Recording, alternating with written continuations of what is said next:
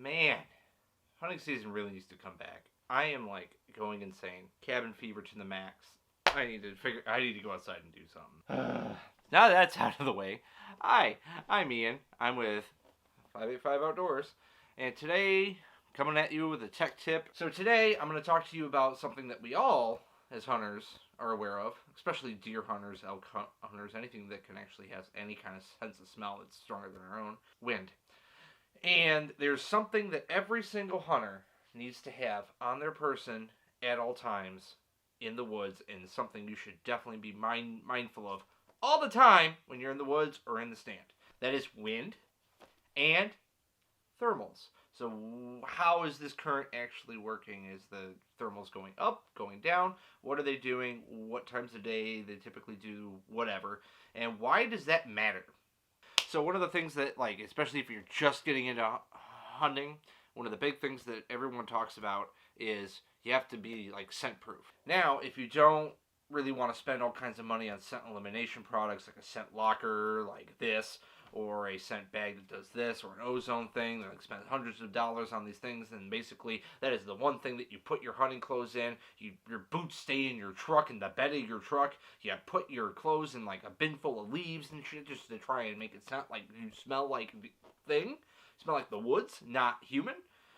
This next tip, you can be true to who you are as the species and actually be a human and hunt deer and elk and all these things, and it has to come from your understanding of how wind and thermals, how to put them to best use for you and how to understand them. So in order to do this, there's one thing that costs maybe $5 at most for you to get, and it is this is a fine powder in a squeeze bottle called a wind checker. You shake it a little bit, depending on what it is, do a little puff puff, and the powder goes up. There's no odor to the powder at all. The powder goes up, and the wind, or whatever the wind's doing, thermals, carries it in whatever direction the wind is blowing. Now, this little thing will help you a metric crap ton in terms of understanding what the wind is doing and what the thermals are doing. And the reason why that's important, wind, it's blowing your scent. Now let's think of air. So air is it's a gas, but it behaves like a liquid when it comes to in terms of scent. There's a macro current, and then there's like little tiny currents that kind of go through. So depending on the topography, where you're hunting, the trees, the hills, where, like, what obstacles the macro wind is hitting. Like, you could have a west wind, but if you're hunting with a giant cliff back behind you to the east, that wind's gonna smack that wall, bowl down to the bottom, and shove all your wind back to the west, and you're gonna sit there scratching your head. So having this will help you kind of figure out and tell you what the wind's doing, especially when the wind's not very strong, which is deceivingly, it's important that you can figure that out. So that way it shows you where your scent's going. And typically, if you know where deer are coming from, or you want to, like, where they come from, main routes of travel, in, out, if you have a path that's running north and south, and you know the deer like to go east and west on this one path, you're going to sit on this main path where you have like the north and south path, but you're going to be able to put your wind so it's not coming across that east and west path. So it tells you how you should hunt, where you should send your scent.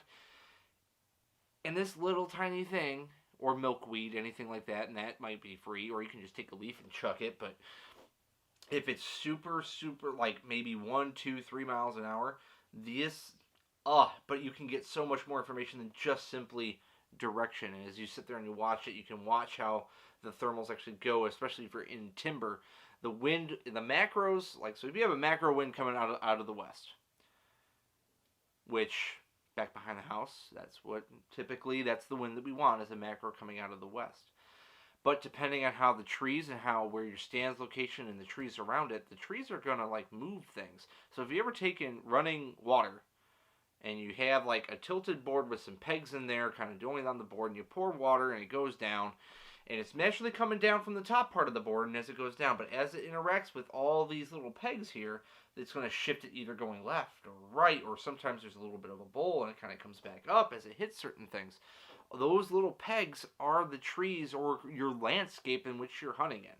It's going to take that macro flow, if you will, that macro current, and it's going to do some little fine nuance, little changes and things like that. And you have to know that. You have to get that information in order to properly hunt and give yourself a chance of success.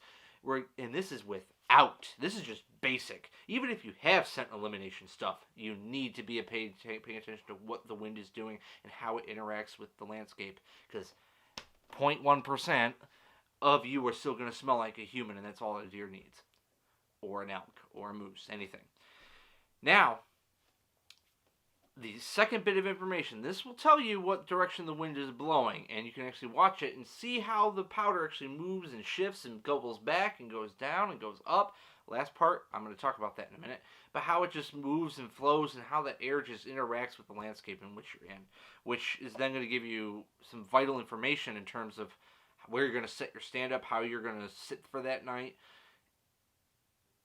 Which is like step one. You need to make sure your scent control is like on point, and understanding what the wind is doing, that's point number one. Now, the up and down part, that's thermals. So, we've all watched an egg boil in a pan, right? So you got the heat going on the bottom, the egg goes up, goes down, goes up, goes down, and that has to deal with the temperature of the water, and it's a cyclical thing. So as the water heats, it rises, because it's naturally moving closer to a gaseous state, so it's a lesser density. Then once it reaches the surface and it cools down, it goes back down. And then we have the cycle.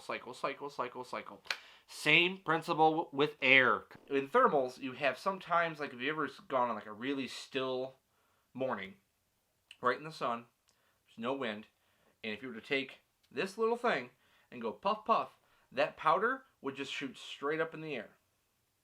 The warm air rises, cold air falls. It has to do with density. That's thermal. So in the mornings, typically, you'll hit like a really like hot, warm spell, especially with a lot of sun. The air will carry upwards, therefore carrying your scent upwards with it. And in the evenings, when the air starts to cool, that air will go down and start to go down towards the ground, carrying your scent down to the ground with it. That's important to know. Because if you go back and you watch season 1, episode 2, where I shot that doe, those deer came in downwind of me. So the wind, macro-wise, was coming in about south-southeast, and it was a little bit of a bowl, so it was pushing all my scent straight down this pine tree line. I thought they were going to come out from the right and walk to like my right to left in front of the stand, not realizing they were actually going to come out from the pine trees where the wind's going. All my scent is blowing right to them. And they didn't blow. They didn't care. They weren't alerted. They didn't. So why? Because of the thermals. The thermals were blowing that way, but it was warm. The air was rising because it was sunny, and it was carrying my scent way above their heads. So they couldn't smell me. And elk hunters, anyone that hunts out west also knows the importance of thermals, but I believe whitetail hunters, we need to also embrace this as well, because that's also really important, because you could actually get away with really pushing it into a certain spot with an iffy wind or a bad wind if you hunt in the morning and you understand what the thermals are going to do in the landscape that you're in. You can actually push your luck and get away with that. I shot a deer doing that. Didn't realize I was doing it, wasn't purposely doing it, but stored in the memory bank.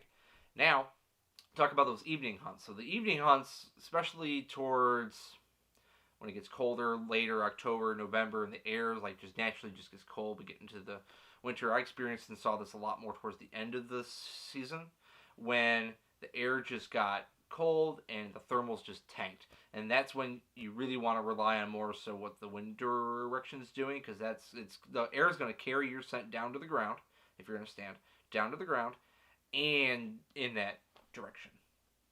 Same thing can be said when there's a shady spot, streams, anything where there's like the air is naturally going to be colder. It's going to pull that air towards that object. And all this observation, all of this that I just spewed out to you, was because I had this tool and I watched it.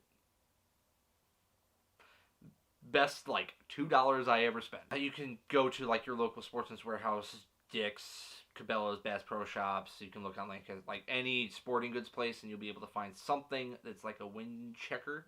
and you'll be able to actually have this tool and be able to see and gain all this information and understanding that I just spewed out to you for $2. And this is always, always, always with me. Always. I think the only time I don't actually carry this would be either hunting. Nope. It's always with me because wind is crucial to understanding when you're a hunter. Whether you're hunting waterfowl, turkeys, whitetails, whatever. This is the tool you need in order to understand the first tidbit of information that you need to know, which is what is the wind doing. And subscript, what are the thermals doing?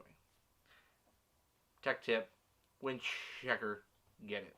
So if you haven't yet, hit that subscribe button below, hit that bell, turn on the notifications so you can see more videos like this, along with some other cool projects and things that are coming down the pipeline here at 585 Outdoors. Also, in the description of this video is a link to our Teespring store where you can actually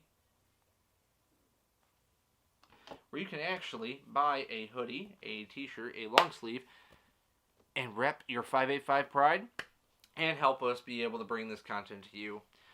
And be greatly appreciated because we are all just average dudes just doing this. I'm doing it, we all do this because we love this and we just want to share our passion with y'all and our journey within the outdoors, whether it's fishing, hunting, hiking, whatever, real, local adventures with y'all.